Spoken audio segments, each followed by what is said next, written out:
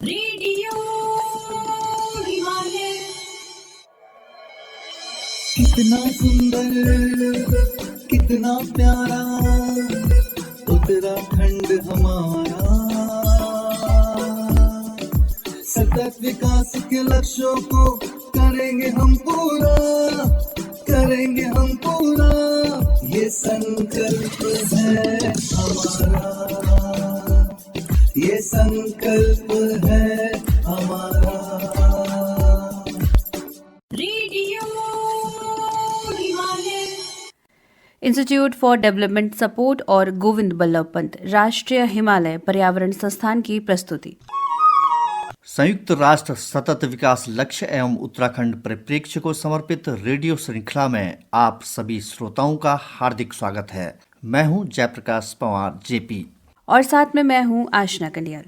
प्यारे श्रोताओं, रेडियो हिमालय के पिछले अंकों में हमने संयुक्त राष्ट्र सतत विकास लक्ष्यों की उत्पत्ति और उससे जुड़ी ऐतिहासिक यात्रा से परिचय करवाया था और साथ ही उत्तराखंड में सतत विकास लक्ष्यों की स्थिति, परिस्थिति और प्रगति की कहानी से भी रूबरू करवाया था। आज के इस अंक में हम सतत विकास लक्ष्यों के 13वें लक्ष्य यानी जलवायु परिवर्तन विषय को उत्तराखंड राज्य के परिप्रेक्ष्य में जानने का प्रयास करेंगे।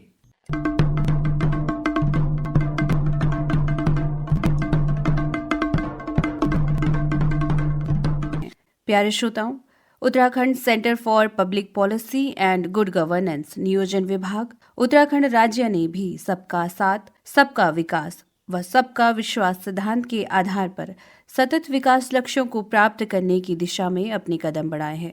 13वें लक्ष्य जलवायु परिवर्तन एवं इनके प्रभावों से निपटने के लिए तात्कालिक कार्यवाही करना है। इस हेतु उत्तराखंड सरकार ने कुछ लक्ष्य तय किए हैं।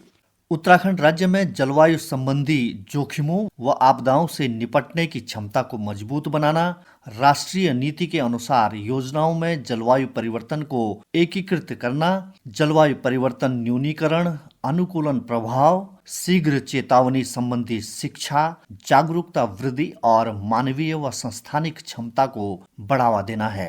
संयुक्त राष्ट्र कन्वेंशन प्रतिबद्धता के अनुसार सार्थक न्यूनीकरण कार्यवाही, हरित जलवायु निधि का पूर्णतः क्रियान्वयन करना तथा प्रभावी जलवायु परिवर्तन संबंधी योजना प्रबंधन क्षमता वृद्धि के उपायों में महिलाओं, पुरुषों व स्थानीय समुदाय को शामिल किया जाना है। प्यारे श्रोताओं, Uttarakhand centre for public policy and good governance नियोजन विभाग ने इन लक्ष्यों को प्राप्त करने के लिए कुछ महत्वपूर्ण संकेतकों को तय किया है, जिससे लक्ष्य की प्रगति का आकलन किया जा सके।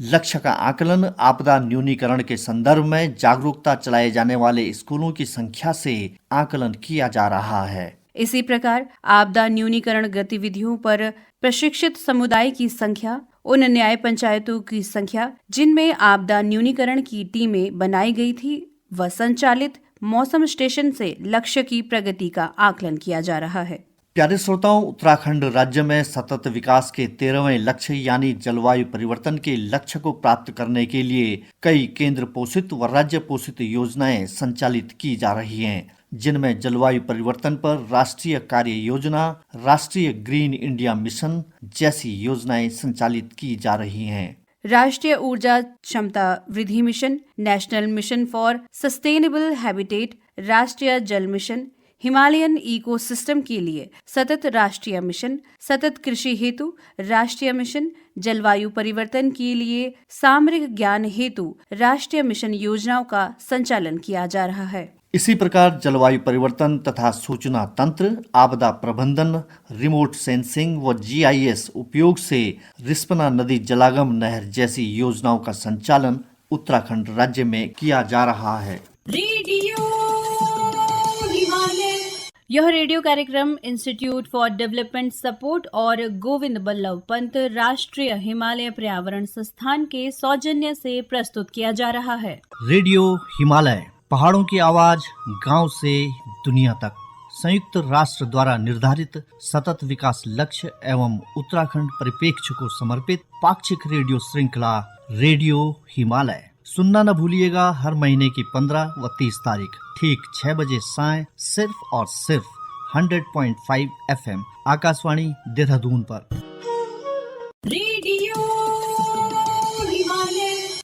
प्यारे श्रोताओं, थोड़ा माहौल बदलते हैं और सुनते हैं उत्तराखंड सतत विकास लक्ष्य के चैंपियन की कहानी।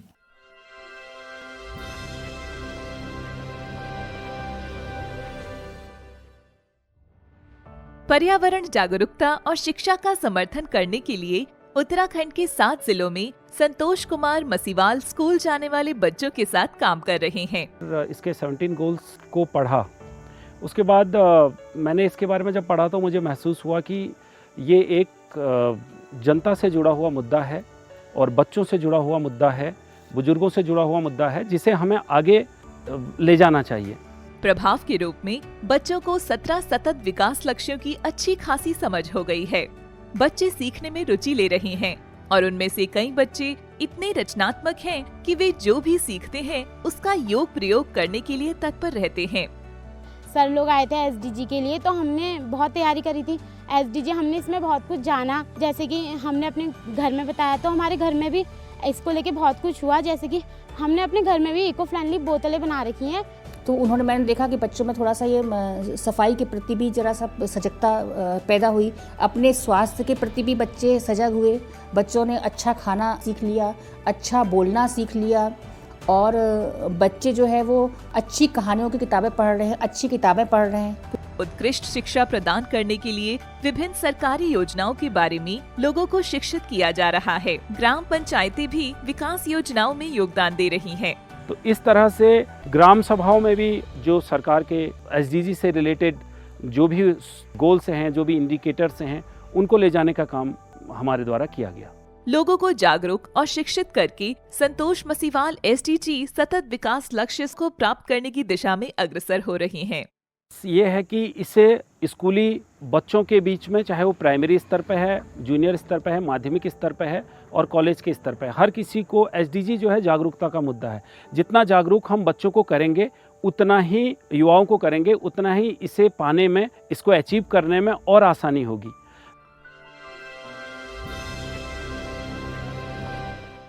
यह report centre for public policy and good governance Uttarakhand सरकार की सौजन्य से प्राप्त हुई है।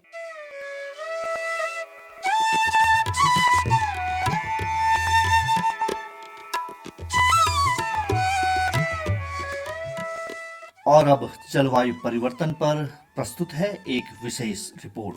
अजरबैजान की राजधानी बाकू में लगभग 1.5 महीने पहले संपन्न हुए संयुक्त राष्ट्र जलवायु परिवर्तन सम्मेलन COP29 में कई महत्वपूर्ण निर्णय लिए गए हैं, जिसमें विकसित देशों ने ग्रीन हाउस गैस उत्सर्जन को कम करने में सहायता के लिए 2035 तक विकासशील देशों को प्रतिवर्ष कम से कम $300 बिलियन उपलब्ध कराने पर सहमति व्यक्त की। वह पेरिस समझौते के तहत अंतर्राष्ट्रीय कार्बन बाजारों के लिए तकनीकी नियमों को अंतिम रूप दिया गया। लिंग एवं जलवायु परिवर्तन पर लीमा कार्य कार्यक्रम को अगले 10 वर्षों के लिए बढ़ा दिया गया है। वहीं जलवायु कार्यवाही में इन समूहों की आवाज को बुलंद करने के लिए बाकू कार्य योजना को अपनाया गया है। प्रतिभागी देशों ने 2025 में नए NDC प्रस्तुत करने से पहले उत्सर्जन में कटौती के संबंध में अपनी राष्ट्रीय महत्वाकांक्षाओं को बढ़ाने पर चर्चा तथा NOAA विशेषज्ञों ने डेटा आधारित निर्णय लेने और क्रियान्वयन योग्य विज्ञान के महत्व पर जोर दिया है। शिखर सम्मेलन में प्रकृति आधारित संसाधनों को एकीकृत करने पर जोर दिया गया। यह COP29 जलवायु परिवर्तन पर संयुक्त राष्ट्र फ्रेमवर्क कन्वेंशन UNFCCC का 29वां सम्मेलन COP था।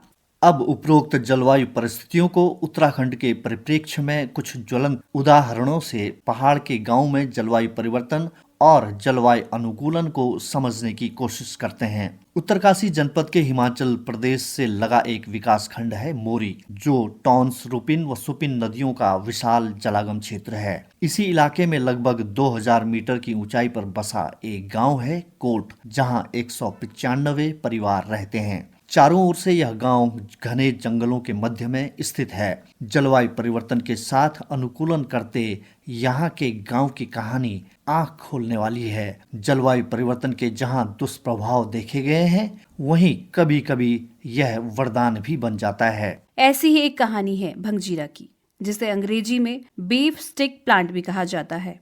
इसका वैज्ञानिक नाम पिरीला फ्रूटसेंस है। यह एक जंगली पौधा है जिसके बीज बहुत स्वादिष्ट होते हैं। इन्हीं बीजों से चटनी, मसालों में उपयोग, दाल सब्जी में तड़के व इसके बीजों से खाद्य तेल भी निकाला जाता है। लगभग 3 दशक पहले तक उत्तराखंड के गांवों में इसे विनाशकारी खरपतवार के रूप में माना जाता था, क्योंकि यह खेतों में फैलकर अनाजों वाली फसलों का स्थान ले लेता था। एक बार जिस खेत में यह जम जाता था तो फिर इससे निपटना मुश्किल हो जाता था। इसके बीज स्वतः झड़ते व समय आने पर फिर उग जाते थे। पहाड़ों के गांव में इस जंगली बीज का उपयोग घरेलू उपयोग तक ही सीमित था।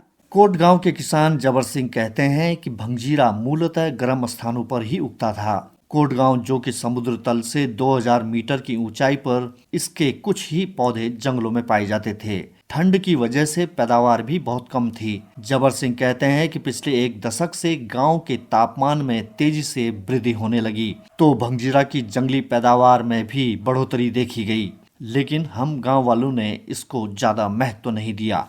5 साल पहले एक बार जबर सिंह जब मोरी विकास खंड मुख्यालय के निकटवर्ती गांव में गए हुए थे, तो वहां हिमाचल के कुछ व्यापारी लोगों से लाल चावल, राजमा खरीद रहे थे। व्यापारी गांव वालों से भंगजीरा खरीदने की बात करने लगे तो पूरे गांव में 2-4 किलो ही भंगजीरा मिल पाया। उस वक्त व्यापारी ने 250 रुपए प्रति किलो के हिसाब से भंगजीरा खरीदा, जो लाल चावल से 4 गुना व राजमा से 3 गुना महंगा था। यही वह क्षण था जिसने जबर सिंह व अन्य किसानों की आंखें खोल दी। तभी से जबर सिंह सहित गांव के चुनिंदा किसानों जयेंद्र सिंह, खजान सिंह, विनोद, मणि प्रसाद, भगवती आदि ने 3 महीने में तैयार होने वाली भंगजीरा की खेती करनी शुरू की। प्रारंभ में अनुपयोगी उबड़ खाबड़ भूमि व खेतों के किनारों पर कुदाल फावड़े से मिट्टी खोदकर उसमें भंगजीरा के बीजों को छिड़क दिया जाता था, जिसमें बिना खाद, बिना पानी व कोई अतिरिक्त मेहनत के भंगजीरा की फसल मध्य जून से मध्य सितंबर के बीच तैयार हो जाती थी। फसल पकने पर काटकर इसको एकत्रित कर बीज निकाल दिए जाते थे। धीरे धीरे पिछले 5 सालों में भंगजीरा की बाजार में मांग लगातार बढ़ने से लोगों ने अब इसकी बाकायदा खेती करना शुरू कर दी। जबर सिंह बताते हैं कि भंगजीरा की खेती खरा सोना है। बिना किसी खाद पानी व कठोर मेहनत व 3 महीने की यह फसल गांव के लिए वरदान साबित हो रही है। इस साल अकेले जबर सिंह ने लगभग 24,000 रुपए का भंगजीरा 300 रुपए प्रति किलोग्राम के हिसाब से घर पर ही बेचा। मोरी विकास खंड के रुपिन सुपिन घाटी के पर्वत, सिकतूर व बड़ासी पट्टी के 15 गाँवों में भंगजीरा की खेती की जा रही है। इन गाँवों के लगभग 900 परिवार भंगजीरा की खेती से जुड़े हैं। हर साल इन गाँवों से लगभग 10,80,000 रुपए का भंगजीरा खरीदा जाता है।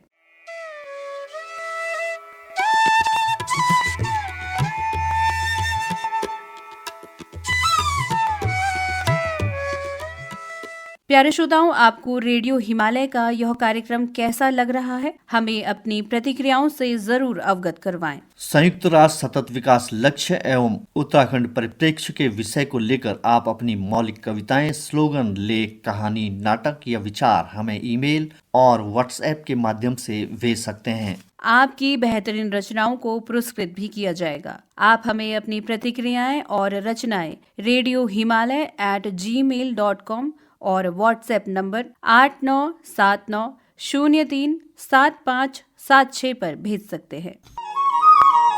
रेडियो कार्यक्रम की सहलेखक और समन्वयक थी दीपा। शोध, लेख और निर्देशक थे Jayaprakash Panwar JP. Media partner channel mountain और आकाशवाणी देहरादून। प्रस्तुति इंस्टीट्यूट फॉर डेवलपमेंट सपोर्ट और गोविंद बल्लभ पंत राष्ट्रीय हिमालय पर्यावरण संस्थान, अल्मोड़ा, उत्तराखंड। प्यारे श्रोताओं, रेडियो हिमालय का आज का अंक अब यहीं पर समाप्त होता है। मुझे यानी आशना कंडियाल और जयप्रकाश पंवार जेपी को आज्ञा दें। नमस्कार। कितना सुंदर, कितना प्यारा उत्तराखंड हमारा, सतत विकास के लक्ष्यों को करेंगे हम पूरा। करेंगे हम पूरा, ये संकल्प है हमारा, ये संकल्प है हमारा।